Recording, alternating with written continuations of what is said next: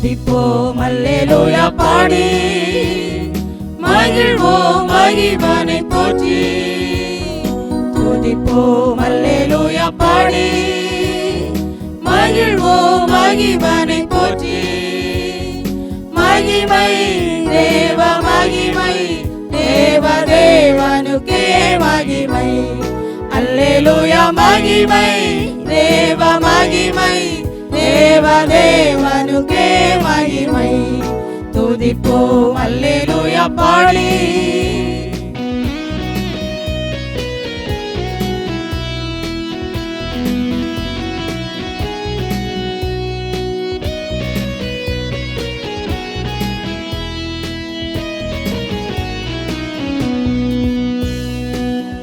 நம்மை வந்தடைய செய்தார், தம்மை என்றும் அதற்காக தந்தார். தேவன் நம்மை வந்தடைய செய்தார், தம்மை என்றும் அதற்காக தந்தார். அற்புதங்கள் செய்யும் சர்வ வல்ல தேவன் அடைக்கலம் கொடுத்திடுவார். அற்புதங்கள் செய்யும் சர்வ வல்ல தேவன் அடைக்கலம் கொடுத்திடுவார். துதிப்போம் அல்லேலூயா பாடி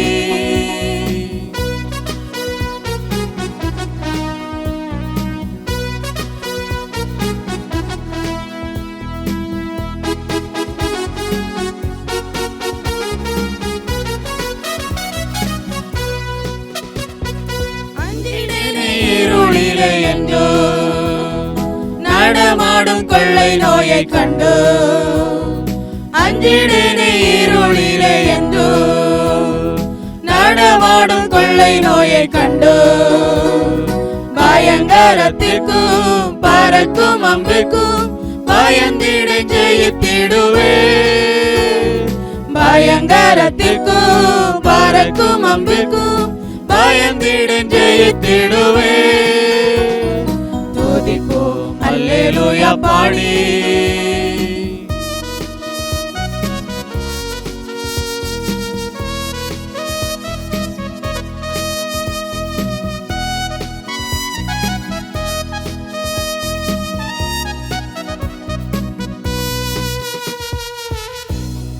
தேவன் இந்த நடைக்கலமாவே ஒருபோதும் பொல்லாப்பு வராதே. தேவன் இந்த நடைக்கலமாவே ஒருபோதும் பொல்லாப்பு வராதே.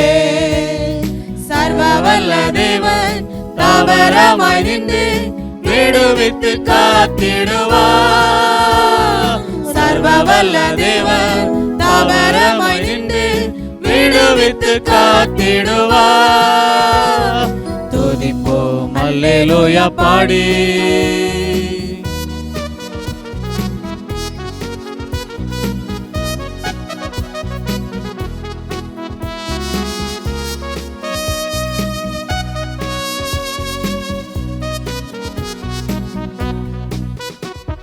கூப்பிடும் வேளைகளிலே என்னை தப்புவிக்க ஆத்திரமாய் வந்தார். கூப்பிடும் வேளைகளிலே என்னை தப்புவிக்க ஆத்திரமாய் வந்தார். சிங்கத்தின் மேலே நடந்திடுவேனே, சர்ப்பங்களை மிதித்திடுவே. சிங்கத்தின் மேலே நடந்திடுவேனே, சர்ப்பங்களை மிதித்திடுவே. துதிப்போம் அல்லேலூயா பாடி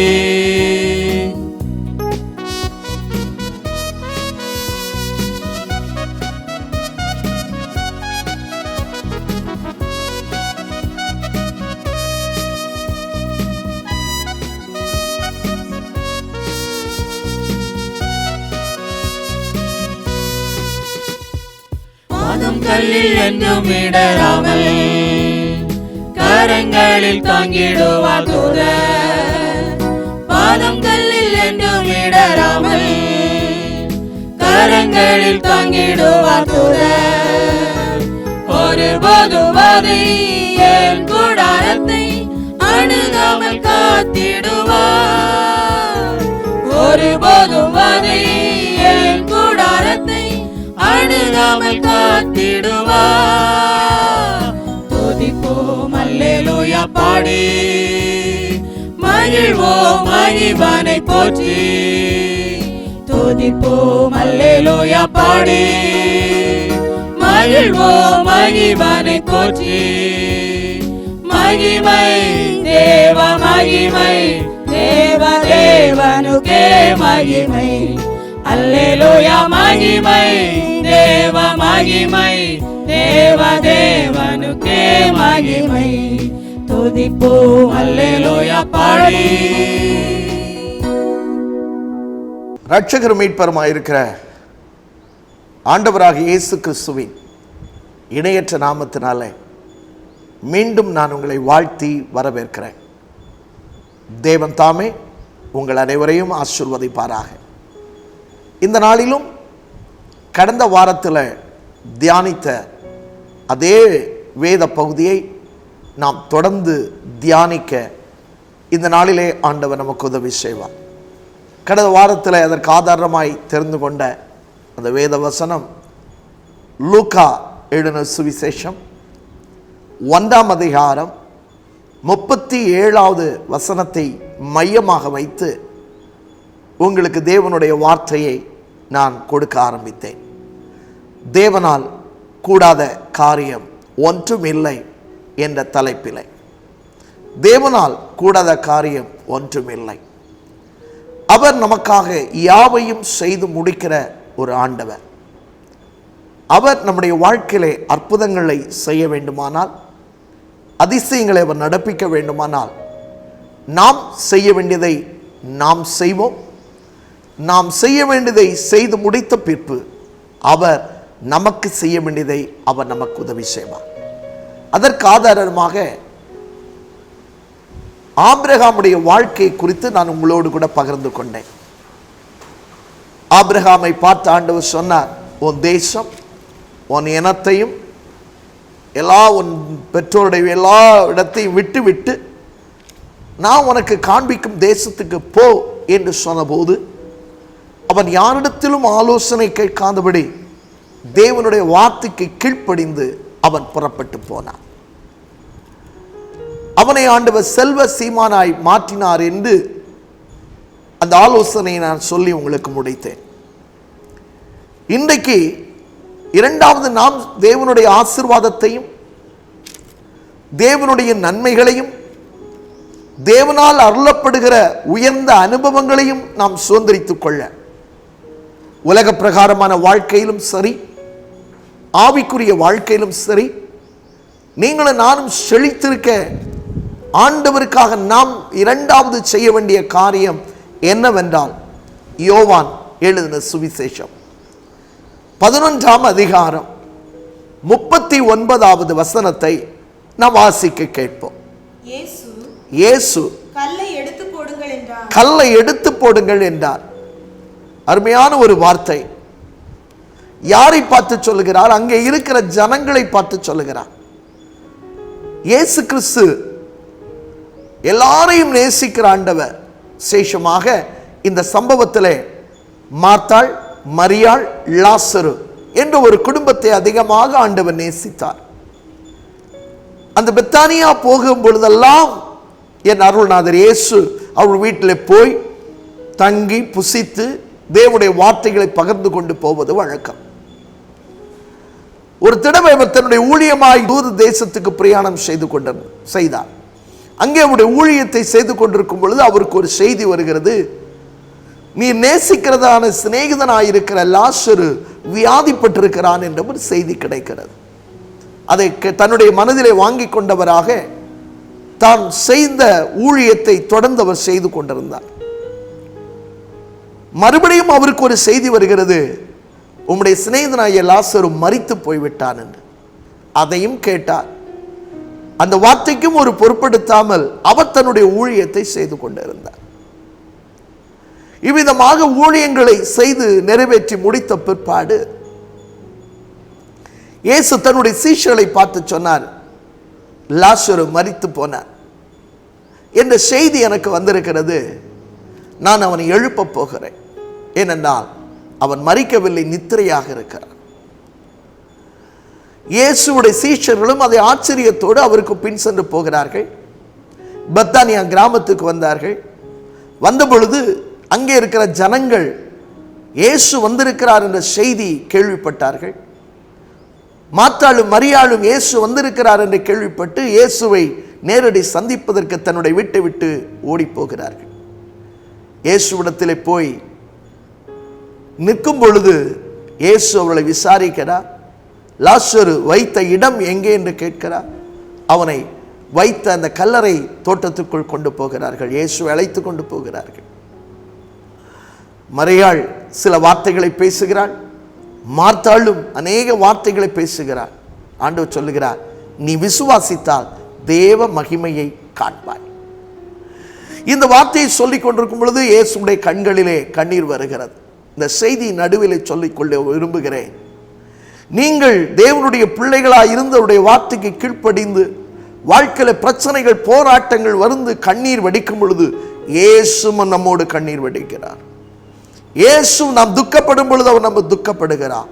ஆனால் கண்ணீர் வெடித்து விட்டு போகிறவர் அல்ல, அவர் தொடர்ந்து அற்புதத்தை செய்கிற ஒரு தேவனாக இருக்கிறார் என்பதையும் நாம் மறந்துவிடக்கூடாது. கண்ணீர் வடித்த பிற்பாடு கேட்கிறார், லாசரு வைத்த இடம் எங்கே? அந்த கல்லறை தோட்டத்துக்கு முன்பாக நின்று கொண்டு சொல்லுகிறார், இந்த கல்லை எடுத்து போடுங்கள். காரணம், ஒரு நல்ல ஒரு அழகான மலை குகைக்குள்ளே லாசருவை வைத்து அதன் முன்பு ஒரு பெரிய கல்லை புரட்டி வைத்திருந்தார்கள். ஆனால் இயேசு சொல்லுகிறார், கல்லை புரட்டி போடுங்கள். இயேசுவால் அற்புதம் செய்ய முடியும். இயேசுவால் அதிசயங்கள் செய்ய முடியும். யாருடைய உதவியும் அவருக்கு தேவையில்லை. இந்த கல்லை உருண்டு போய் என்று சொன்னால் அந்த கல் உருண்டு போகும். அந்த அதிகாரம் இயேசுவுக்கு உண்டு. ஆனால் அவர் அதை செய்யவில்லை. மனிதன் அடைத்து வைத்த கல்லை இப்பொழுது அவரே சொல்லுகிறார், நீங்கள் கல்லை எடுத்து உருட்டி போடுங்கள். இந்த கல்லை நீங்கள் எடுத்து போடுங்கள். இந்த கல்லை நீங்கள் எடுத்து போடுங்கள். அதன் பின்பு ஒரு அற்புதம் நடக்கும். அப்பொழுது நாம் செய்ய வேண்டிய காரியம் என்ன? கல்லை எடுத்து போட வேண்டும். கல்லை உருட்டி போட வேண்டும். அநேக வேளை நம்முடைய வாழ்க்கையின் ஆசீர்வாதத்திற்கு தடையாய் நம்முடைய வாழ்க்கையில சில கற்கள் நமக்கு இருக்கிறது. அது பாவமாகிய கல்லாக இருக்கலாம்,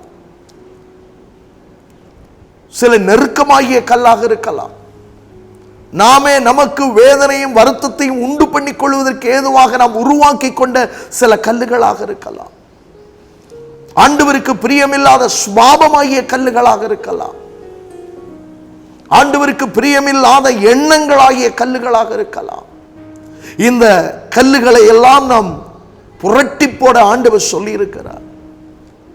இவைகளை கல்லுகளை நாம் மாற்றி போடும் பொழுது என் தேவன் நமக்கு அற்புதம் செய்ய வல்லமை உள்ள தேவன், அதிசயங்களை நடப்பிக்கிற ஒரு தேவன். அந்த ஜனங்கள் அந்த கல்லை உருட்டி போட்டார்கள். உருட்டி போட்ட பின்பு என் ஆண்டவர் சத்தமிட்டு கூப்பிடுகிறார், லாசருவே நீ வெளியே வா என்று சொன்ன மாத்திரத்திலே கட்டப்பட்ட நிலையில இருந்த லாசரு துணிகளினால் சுற்றப்பட்ட நிலைமையில எப்படி அவனை உள்ளே வைத்தார்களோ அப்படியே அவன் எழும்பி அந்த கல்லறையை விட்டு வெளியே வந்து நிற்கிறதை நாம் வேதத்தின் வாயிலாக பார்க்கிறோம்.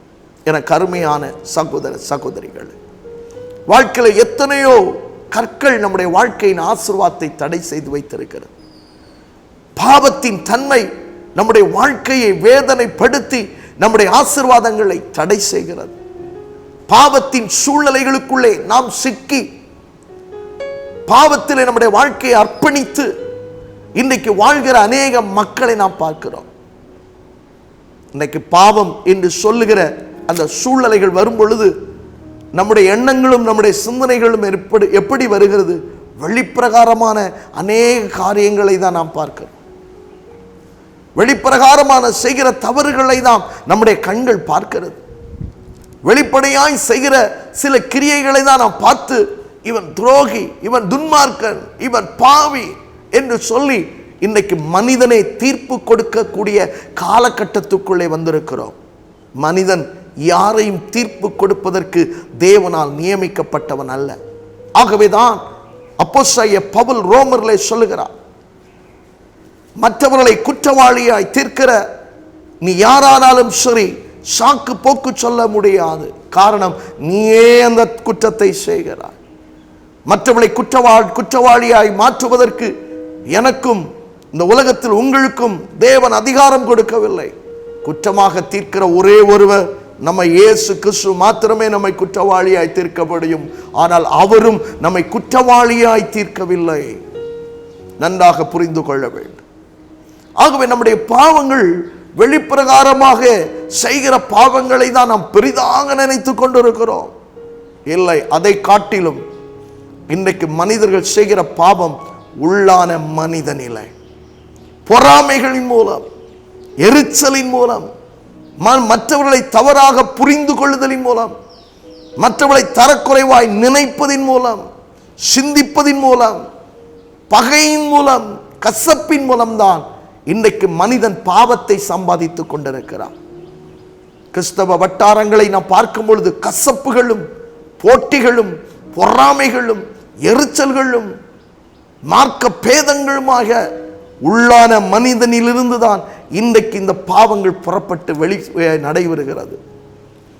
அடுத்தவளை குறித்து தவறாக பேசிக்கொள்ளுவது. இரண்டு பேர் சேர்ந்து பேச ஆரம்பித்தால் இல்லாத மூன்றாவது நபரை குறித்து பேசி பாவத்தை செய்கிறார்கள். இதெல்லாம் தாங்கள் செய்கிறது நீதி என்று நினைக்கிறார்கள், தாங்கள் செய்கிறது மேன்மை என்று நினைக்கிறார்கள். இல்லை தேவ பிள்ளைகளே, ஆண்டவர் இயேசு கிறிஸ்து என்ன சொன்னார்? இருதயத்தில் சுத்தமுள்ளவர்கள் பாக்கியவான்கள். உங்களுடைய முதலாவது உட்புறத்தை நீ சுத்தம் பண்ணு, வெளிப்புறம் சுத்தமாக்கப்படும். இன்றைக்கு உட்புறத்தை சுத்தப்படுத்துவதிலே இன்றைக்கு கவனம் செலுத்துவதில்லை. வெளிப்புறத்தை சுத்தப்படுத்தி வெளியே பரிசுத்தவான்களைப் போல, வெளியே நல்லவர்களைப் போல இன்றைக்கு அநேகர் தங்களை நடித்து கொண்டு தங்களை தாங்களே ஏமாற்றிக் கொள்ளுகிறார்கள். நம்மில் பாவம் இல்லை என்பமானால் நம்மை நாமே வஞ்சிக்கிறவர்களாக இருக்கிறோம். சத்தியம் நமக்குள் இராது என்று வேதம் சொல்லுகிறது. இன்றைக்கு அநேகர் தங்களுடைய வாழ்க்கையை ஏமாற்றிக் கொண்டிருக்கிறார்கள். தங்களுடைய வாழ்க்கையின் சூழ்நிலைகளை வைத்து ஏமாற்றிக் கொண்டிருக்கிறார்கள். இந்த அருமையான வேளையிலே உன்னுடைய இருதயத்தை சுத்தமாக்க. கசப்பு, விரோதம், வைராக்கியம், சண்டை, பிரிவினைகள், அன்பு தாழ்ச்சி, பெருமை, இப்படிப்பட்ட பயங்கர நிர்விசாரம் என்கிற பாவம், இவைகளை இப்படிப்பட்ட கல்லுகளை நம்மை விட்டு எடுத்து போடுவோம். இவைகளெல்லாம் வெளியே போகும்போது நம்முடைய இருதயத்தை பரிசுத்த ஆவியானவர் ஆளுகை செய்வார். பரிசுத்த ஆவியானவர் நமக்குள்ளே ஆளுகை செய்யும் பொழுது ஒரு பரிசுத்த இருதயத்தை, பரிசுத்த உணர்வை, பரிசுத்த சிந்தையை, பரிசுத்த நடக்கையை, பரிசுத்த பேச்சுகள் நமக்குள் உண்டாயிருக்கும். அவைகளிலே ஆண்டவர் பிரியப்படுகிறார். 1 பேதுருவின் புஸ்தகம் 1ஆம் அதிகாரம் 15வது வசனம் 16வது வசனத்தை நான் வாசித்து பார்ப்போமானால் இவ்விதமாக அந்த வசனம் சொல்லுகிறது. என்ன சொல்லுகிறது? வாசியுங்கள். நான் பரிசுத்தர், ஆகையால் நீங்களும் பரிசுத்தராயிருங்கள். ஆண்டவர் அழகாக சொல்லுகிறார், நான் பரிசுத்தர். அதனால்தான் அவர் சொன்னார், இயேசு சொன்னார், பரிசுத்தம் இல்லாமல் ஒருவனும் தேவனை தரிசிக்க முடியாது. வெளிப்படை அல்ல பரிசுத்தம், வெண் வஸ்திரம் தரிப்பதினால் அல்ல பரிசுத்தம், கலர் வஸ்திரம் தரிப்பதினால் அல்ல பரிசுத்தம். இருதயத்தில் மறைந்திருக்கிற நல்ல ஒரு சுபாவம், நல்ல ஒரு பண்பு, நல்ல குணம் பரிசுத்தம். அந்த பரிசுத்தத்தை ஆண்டவரிடத்திலிருந்து கேட்டுக்கொள்ளணும். அந்த பரிசுத்தம் இருதயத்துக்குள் வரணும்னா கல்லுகள் நம்மை விட்டு எடுத்துக்கொள்ளப்படணும். கல்லு நம்மை விட்டு மாற்றப்படும் பொழுது, சுபாவமாகிய கல்லுகளை மாற்றும் பொழுது, தீமையான எண்ணமாகிய கல்லுகளை மாற்றும் பொழுது என் ஆண்டவர் நமக்கு அற்புதம் செய்வார். அவருடைய சத்தத்தை ஆழமாக கேட்க முடியும். நம்முடைய குடும்பங்களிலே அற்புதங்கள் நடக்கும். வேலை இல்லாத சூழ்நிலைகளுக்குள்ளே உங்களுடைய பிள்ளைகள் நெருக்கப்பட்டு கொண்டிருக்கிறார்களா? உங்களுடைய வாழ்க்கையின் கல்லுகளை மாற்றிவிட்டு ஆண்டவருடைய முகத்தை நோக்கி பார்த்து பாருங்கள். நிச்சயம் சொல்லுகிறேன், ஆண்டவர் அற்புதமான விடுதலையை கொடுத்து ஏற்ற நல்ல வேலையை உங்களுடைய பிள்ளைகளுக்கு கொடுத்து உங்களை கனப்படுத்த நாம் ஆராதிக்கிற தேவன் உண்மை உள்ளவராக இருக்கிறார். நாம் ஆராதிக்கிற தேவன் நம்முடைய வாழ்க்கையில் நன்மை செய்கிற தேவன். ஒருபோதும் என் ஆண்டவர் தீமை செய்கிற தேவன் அல்ல, அவர் நன்மை செய்கிறவராக தான் சுற்றி தருகிறார். கல்லுகளை எடுத்து போடுங்கள். கசப்பான வேர் உங்களுக்குள் இருக்க வேண்டாம். சகோதரர்களுக்குள்ளே அன்பாயிருங்கள், சகோதரருக்குள்ளே பாசமாயிருங்கள், ஒருவருக்கு ஒருவர் விட்டு கொடுத்து வாழுங்கள். இயேசுவின் சுபாவங்களை நம்முடைய இருதயங்களிலே தரித்துக் கொள்ளுங்கள். இயேசுடைய அன்பை உங்களுடைய இருதயங்களிலே சுதந்திரித்துக் கொள்ளுங்கள். இயேசுவை பிரதிபலிக்கிறவர்களாய் மாறுங்கள். மற்றவர்களை பிரகடனப்படுத்த அல்ல, மற்றவர்களுக்கு பெயருண்டாக அல்ல, நம்மை நாமே பெருமை கொடுத்து அல்ல, இயேசுவின் அன்புக்குள்ளும் இயேசுவின் பண்புக்குள்ளும் நம்முடைய வாழ்க்கை கடந்து வரும் பொழுது நிச்சயமாகவே அவர் நமக்கு செய்ய வேண்டிய காரியத்தை அவர் நமக்கு செய்து முடிப்பார். தேவனுடைய மகத்துவம், தேவனுடைய கிருபை, தேவனுடைய இரக்கம் நம்மை ஆளுகை செய்யும். பாவமாகிய கல்லுகள், அக்கிரமாகிய கல்லுகள், துன்மார்க்கத்துக்கு ஏதுவான கல்லுகள் தேவனுடைய பிள்ளைகளை நம்மை விட்டு முற்றிலும் மாற்றப்படும்படி ஒப்புக்கொடுங்கள். நிச்சயமாக நாம் மாறும் பொழுது ஆண்டவர் நமக்கு ஒரு மாற்றத்தை கட்டளையிடுவார். இன்னைக்கு அநேகருடைய வாழ்க்கையில ஆசீர்வாதம் இல்லாமல் போவதனுடைய காரியம் என்ன? பாவம், பாவத்தின் சுபாவம், பாவத்தின் எண்ணம். மறுபடியும் சொல்லுகிறேன், வெளிப்படையாக நாம் பார்க்காதபடிக்கு நம்முடைய உள்ளான மனிதனில் இருக்கிற பாவத்தின் சுபாவமாய கற்களை நாம் எடுத்துக்கொள்ளும் பொழுது ஒரு பெரிய சமாதானம் உங்கள் குடும்பங்களில் வெளிப்படும். பெரிய சந்தோஷம், நிம்மதி, மனநிறைவு உங்கள் குடும்பத்தில் ஏற்படும். எல்லாவற்றிலும் வாழ்ந்து நீங்கள் சுகமாயிருப்பீர்கள். யோவான் சொல்லுகிறான், பிரியமானவனே, உன் ஆத்துமா வாழ்வது போல நீ எல்லாவற்றிலும் வாழ்ந்து சுகமாயிரு என்று சொல்லப்பட்ட வார்த்தை உங்களுக்குள் நிறைவேறும். நீங்கள் செய்ய வேண்டியதை நீங்கள் செய்தால் அவர் செய்ய வேண்டிய காரியத்தை அவர் உங்களுக்கு செய்வார். ஜனங்களை கல்லை எடுத்து போடுங்கள் சொன்ன தேவன் ஜனங்கள் கல்லை எடுத்து வெளியே புரட்டி போட்டார்கள். மரித்து 4 நாள் நாறிப்போன லாசருவை உயிரோடு கூட எழுப்பினவர் உன் குடும்பத்துக்கு ஒரு புத்துயிர் வாழ்க்கையை தருவார். தேவனுடைய கிருபை உங்களை நடத்தும். ஆண்டவருடைய ஆசீர்வாதத்தை நிறைவாய் பெற்றுக் கொள்வீர்கள். தேவன் தாமே உங்களை அதிகமாக ஆசீர்வதித்து உங்களை மேன்மைப்படுத்துவார் என்று சொல்லி மனதார உங்களை வாழ்த்தி ஆசீர்வதிக்கிறேன். உங்களுக்காக நான் ஜெபிக்க விரும்புகிறேன். தேவனுடைய சமூகத்தில், ஆண்டவரே, என்னுடைய வாழ்க்கையை நான் அலசி ஆராய்கிறேன். என்னுடைய குறைகள் உண்டு, என்னிடத்தில் தவறுகள் உண்டு, என்னை மன்னியும். கசப்பான கல்லுகள், விரோதமான கல்லுகள், பிரிவினையாகிய கல்லுகள், பகை என்கிற கல்லுகள், நிவிசாரம் என்ற கல்லுகள், இப்படிப்பட்ட பல பாவத்துக்குரிய கற்களை ஆண்டவரே நான் விலக்கி போடுகிறேன். எனக்குள்ள ஒரு அற்புதம் செய்யும் என்று காயத்தமா அன்பும் கிருபை நிறைந்த ஆண்டவரே, இந்த வார்த்தைகளை கேட்டுக்கொண்டிருக்கிற அருமையான பிள்ளைகளுக்காக நான் உம்மிடத்தில் வருகிறேன். இந்த வேத வார்த்தைகள் உம்முடைய பிள்ளைகளுடைய வாழ்க்கையில் ஒரு அற்புதத்தை செய்யும்படியா நான் ஜெபிக்கிறேன். அற்புதங்களை செய்வதில் உமக்கு ஒப்பானவர் ஒருவரும் இல்லை என்று வேதம் சொல்லுகிறது. ஆண்டவரே, அன்றைக்கு ஜனங்கள் கல்லை உருட்டி போட்ட பொழுது லாசருவே நீ வெளியே வா என்று சொன்ன மாத்திரத்திலே மரித்து 4 நாள் ஆகி நாறி போன அந்த சடலமாகிய லாசருவின் சடலத்தைக்குள்ளே ஒரு உயிர் பிரவேசித்து அவன் வெளியே வந்தது போல இன்றைக்கு அநேக பாவத்தினாலும் அக்கிரமத்தினாலும் அநியாயத்தினாலும் வீணான எண்ணங்களினாலும் சிந்தனைகளினாலும் வாழ்க்கையிலே மரித்து போயிருக்கிற பிள்ளைகளுக்கு ஒரு புதிய ஜீவனை கொடுத்து, சமாதானம் இல்லாத பிள்ளைகளுக்கு சமாதானத்தை கொடுத்து, நிம்மதி இல்லாத பிள்ளைகளுக்கு நிம்மதியை கொடுத்து அவர்களை பூமியிலே சமாதானமாய் நீர் வாழ பண்ணுகிற தெய்வம்.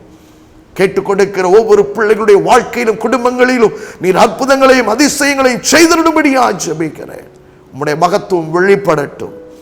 நன்மையும் கிருபையும் பிள்ளைகளை தொடருவதாக. எல்லாவற்றிலும் பிள்ளைகள் வாழ்ந்து சுகித்திருப்பார்களாக. குடும்பத்தில் இருக்கிற பெரியவர்களுக்காக ஜெபிக்கிறேன், அவர்களை நீர் ஆசீர்வதியும். வாலிபர்களுக்காக ஜெபிக்கிறேன், அவர்களை ஆசீர்வதியும். சிறு பிள்ளைகளுக்காக ஜெபிக்கிறேன், அவளை ஆசீர்வதியும். அந்த குடும்பங்கள் பரலோக குடும்பங்களைப் போல இந்த உலகத்தில் வாழும்படி அவளுக்கு உதவி செய்யும்.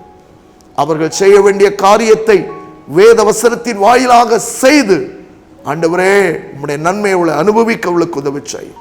உம்முடைய நாமத்தில் அவர்களை வாழ்த்துகிறேன், அவர்களை ஆசீர்வதிக்கிறேன். தேவனுடைய கிருபைகள் வெளிப்படட்டும். பாவ கட்டிலிருந்து விடுதலையாக்கும், வியாதியின் கட்டிலிருந்து விடுதலையாக்கும். தேவனுடைய நன்மை கிருபைகளுக்குள்ளே வெளிப்படட்டும். உம்முடைய ஆசீர்வாதம் இப்பொழுது இறங்கி வருவதாக. பிள்ளைகள் மேல் இப்பொழுது இறங்கி வருவதாக. இயேசுவின் நாமத்தில் ஜெபிக்கிறேன். இப்பொழுதே பிள்ளைகள் ஆசீர்வதிக்கப்பட்டு ஒரு பெரிய நித்திய மகிழ்ச்சியை பெற்றுக்கொள்ள உதவுச்சாய். தேவனுடைய கரத்தில் ஒப்புக் கொடுக்கிறோம். இயேசுவின் நாமத்தில் தாழ்மையோடு வேண்டிக் கொள்கிறேன் பரிசுத்தமுள்ள நல்ல பிதாவே. ஆமேன், ஆமேன். கர்த்தர் தாமே உங்களை அதிகமாக ஆசீர்வதிப்பாராக. உங்களுக்காக நாங்கள் ஜெபிக்க ஆயத்தமாக இருக்கிறோம். உங்களுக்காக நீங்கள் ஜெபிக்க விரும்பினால் திரையிலே வருகிறதான தொலைபேசி எண்களுக்கு எங்களோடு தொடர்பு கொள்ளுங்கள். உங்களுக்காக நாங்கள் ஜெபிக்கிறோம். ஆவிக்குரிய ஆலோசனைகளையும் நாங்கள் கொடுக்க ஆயத்தமாக இருக்கிறோம். தேவ கிருபை உங்களை நடத்தட்டும். ஆமென்.